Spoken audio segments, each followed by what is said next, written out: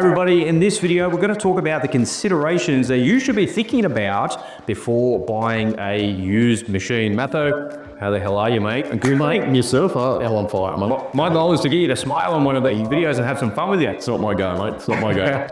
All right, so Matho, if you don't know, he looks after our used equipment here at Kubota, Southern Sydney at Australian Hammer Supplies. And we're going to we've been talking about this here internally amongst the team, like what are the key considerations that people should know about but are not asking about. So what's the first thing? You always talk about being open-minded, right? Tell us about that. Yeah, I think too many customers will come in, they have a closed mindset. They're very fixated on a particular size or a brand of machine.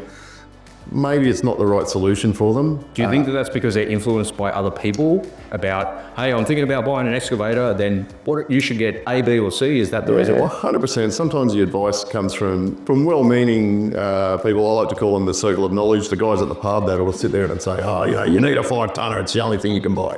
And so when somebody is a little bit fixated, they've got a closed mind about these things, your job as the sales guys is to ask 1,000 questions. We've all been through it, folks. You've gone in to buy something, whatever that something is, and it feels like somebody is trying to sell you something, but you were saying to me that that's not the case here. You've got to ask a lot of questions in order to get to the heart of what somebody's looking for. 100%. Once we understand the application, sometimes the size of the machine can be either increased or reduced to suit the application. Once I hear, a common mistake people will make is try to buy a small machine seeing price. So say a little 1.7 tonne on a property usually is not the right machine for the property. It moves around a bit slower. It doesn't have the lift capacity or the dig capacity that really suits a bit of a farm application. So what happens when you're asking the questions to the customer, but the customer doesn't really know the answers to the questions? How do you handle that? Because they might come in and they say, I want a 5-tonner. Then you're asking questions and that's not really applicable to have a 5-tonner. How do you solve that problem? Yeah, look, it is really difficult for us to be confident that we're supplying the right machine if those questions don't get answered. I feel that there is nothing more unsatisfied in a customer than getting a machine that won't fit in the shed or won't lift the equipment that they need to lift or won't dig the hole or just doesn't perform, and then they end up having to sell it and rebuy. Not the right application. So you want to make sure you measure twice and cut once, right? That's exactly how we're thinking about these things. So I've got a list of FAQs that people are asking here and then the FAQs that we created here internally. So understanding the application of it will get you to the best solution. What do you find that there's really two categories of customers when they're buying new machines. It's hobby type stuff and then professional type stuff, right? So 100%. Is that how you categorize it, or is there something else in between as well? Yeah, I think the predominant buyers for us are on a property, or maybe a builder is just a little bit of an extra machine. Typically, the contractors are sticking to new at the moment in the current market, but the used machines, introduction to contracting or onto their property. Right, and is a used machine like that a good idea to get started for your first machine, or should people be going with something brand new, or is it just particular circumstances? And I think if the customers are talking to us and they say it's for a property and a bit of maintenance and just a few jobs here or there, then potentially a high-hourred machine will suit them. They're not doing final trim, so a little bit of pin wear here or there won't be the end of the world. Shorter selection of buckets. We find a lot of times that they'll look for a full bucket kit, but most of the buckets sit in the shed and don't get used. So maybe that's not as important as they think.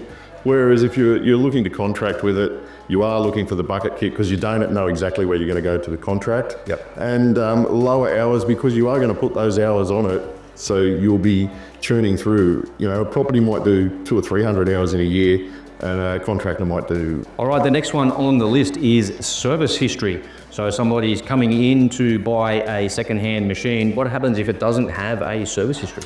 Yeah, look, service history is often discussed, but I don't think it's the end of the world. Once inspected in a dealership like ourselves, we can usually get to the bottom of the situation, come up with a solution, service it, replace a few components here or there, but typically it's not the end of the world when buying through a large dealer like ourselves. So when you're taking a trade-in from somebody, it's going into our workshop, the boys are looking at that, bringing it back up to where it should be, finding any problems and resolving those. So it's coming back out onto the lot, essentially being inspected. Is it serviced when it comes out onto the lot or not necessarily? We service every machine before it leaves, unless the customer asks us not to. So that means that if it has no service history, it's gone into the workshop and it's been brought back up to par. Well, as close as we can get to new. So what I'm hearing there is there's a buyer beware somewhere in there if it's a private sale. 100%. If I was buying privately, you're going to get that machine as it is. There's no recourse. That buyer private sale is just trying to do the best with a machine that is owned and is ready to pass on. Yeah, so through us, we're going to take that care and we're going to ensure it's right. And that's not every private sale either. So don't let service history be something that's actually going to hold you back from purchasing a new machine. Just a bit of buyer beware if it's on the private side, but if you're buying through the dealership like Australian Hammer Supplies here, then you're not going to have any issues at all. All right, when I go out onto the lot and look at the used machines out there, some of them look just pristine. They look brand new. There's a beautiful machine out there in particular that fair dinkum, but looks like it's straight off the showroom floor. And then there's some others that are a bit beat up, banged up, and cosmetically they're not that great. When I'm looking to buy a second-hand machine, is the cosmetics an important consideration? Look, I think we all like to have something that looks nice, but the reality is we're using compact machines that fit into tight places. They live outside. Not everyone has, big sheds or garages to put it on. And time's short, so if you're going to miss out on one part of maintenance, it's going to be washing. Yeah, right. So these things will have bumps and bruises. If I was to buy a pristine-looking machine with poor pinware or a bit of an ugly machine but tight as a drum, I'm going to go for the ugly machine every time. Yeah, all day long. So how can you tell if something's a bit beat up from the outside, it's not looking as good as it could be? How do I know that under the hood that thing is smick and good to go? Yeah, I think there's nothing better than putting your bum in the seat, to be honest. And actually just drive it. Yeah, you've got to operate it. You've got to test those functions. And if you're inexperienced, again, coming to someone like us, that we're quite happy to show you, where the wear sits. All right, there's two more on our FAQ list about buying used machines.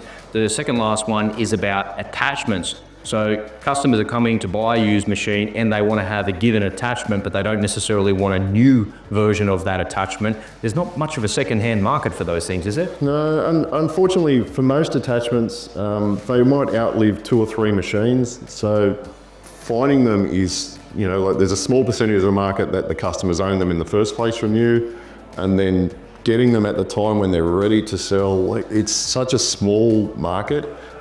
So holding out for one, assuming the same sort of saving from a machine to an attachment, it almost never happens. So don't not purchase a machine because you're holding out for an attachment. You're better off purchasing the machine and maybe hiring the attachment. Is that's a 100%?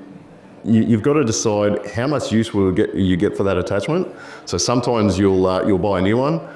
Sometimes there is a good hire fleet available, maybe local or from next door to us. We've got the Australian Hammer Size Hire. So there's applications everywhere.